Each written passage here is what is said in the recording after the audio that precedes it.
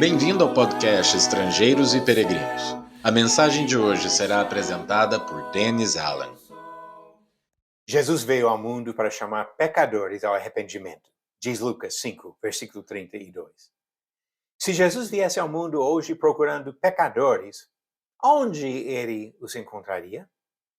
É natural imaginar que pecadores seriam encontrados em grandes números em uma boca de fumo ou em uma casa noturna. Sabendo da corrupção comum entre autoridades do governo, seria até normal procurar pecadores nos palácios do governo e nos gabinetes de legisladores. Muitas pessoas se surpreendem hoje, como também se surpreenderam naquela época, ao perceber onde Jesus encontrou pecadores que precisavam do arrependimento. Sem dúvida, o Senhor reprova muitas das práticas dos lugares onde o pecado é abertamente aceito e incentivado. Não devemos nos enganar nas tentativas de justificar a imoralidade, os vícios ou a desonestidade em qualquer lugar. Mas também não devemos imaginar uma parede de separação entre os pecadores e os religiosos. Jesus encontraria alguns dos mais patéticos pecadores em posições de influência nas igrejas.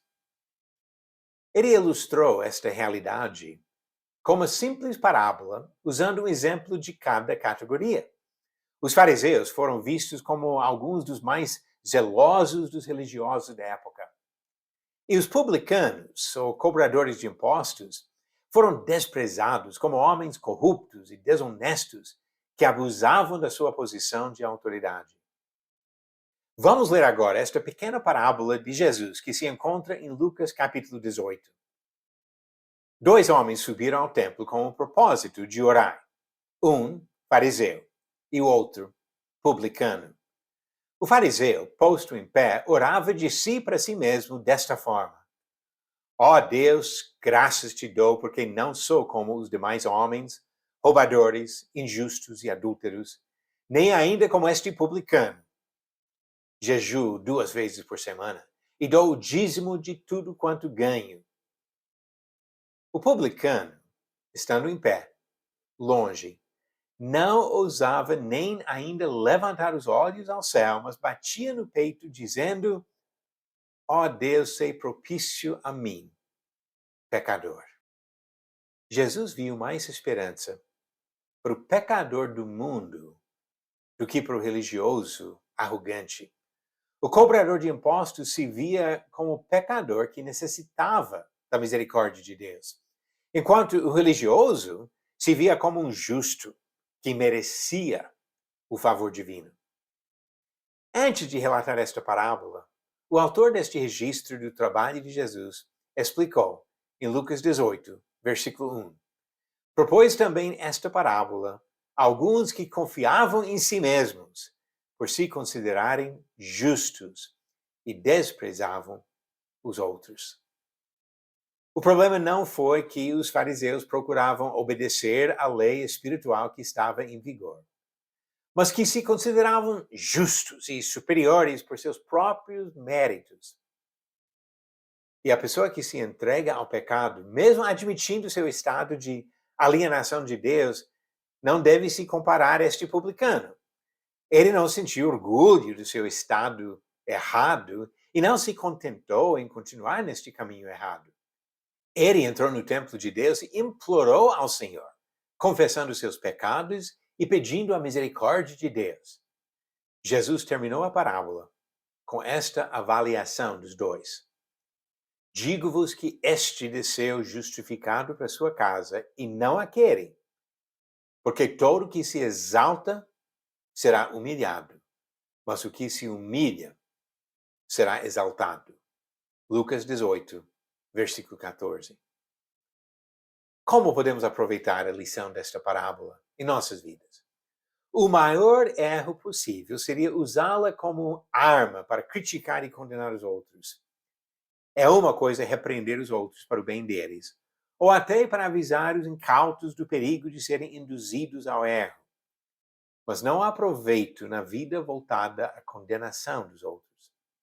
Jesus falou esta parábola para o bem dos próprios ouvintes. Ele viu o orgulho de alguns, até de pessoas religiosas, e avisou sobre a raiz do problema, que impedia a comunhão destas pessoas com Deus. Devemos olhar para esta parábola como se fosse um espelho para revelar o nosso próprio caráter. Se acharmos que Deus nos aceita por nossa própria bondade, ou porque nosso procedimento é melhor do que a conduta de outras pessoas, esta parábola fala para nós. E como recebemos este ensino? Vamos ser justificados na humildade ou rejeitados por causa do nosso orgulho? A pergunta de ontem foi difícil? Depois de falar com Moisés e Arão, Faraó recusou fornecer o quê para os hebreus? Alternativas: A, pepinos, B, pimentas, C, peixes ou D, palha. A resposta certa, D, palha. Como diz Êxodo capítulo 5, versículos 6 e 7. Faraó ficou bravo e proibiu que dessem mais palha para aqueles escravos que estavam fazendo tijolos. E a pergunta do dia: qual casal foi morto porque mentiram para o Espírito Santo? Alternativas: A, Priscila e Áquila, B, Ananias e Safira, C, José e Azenate, ou D, Acabe e Jezabel. A resposta vem no final do episódio 440. Que Deus abençoe você na busca da vontade de Deus, na aplicação na própria vida, e especialmente com humildade para admitir quando precisa do perdão do Senhor, entendendo que ninguém se salva por mérito próprio. Vamos confiar no Senhor e caminhar para a eternidade com Ele. Obrigado por nos acompanhar nessa jornada pelas Escrituras. Volte amanhã para ouvir mais uma mensagem do podcast Estrangeiros e Peregrinos.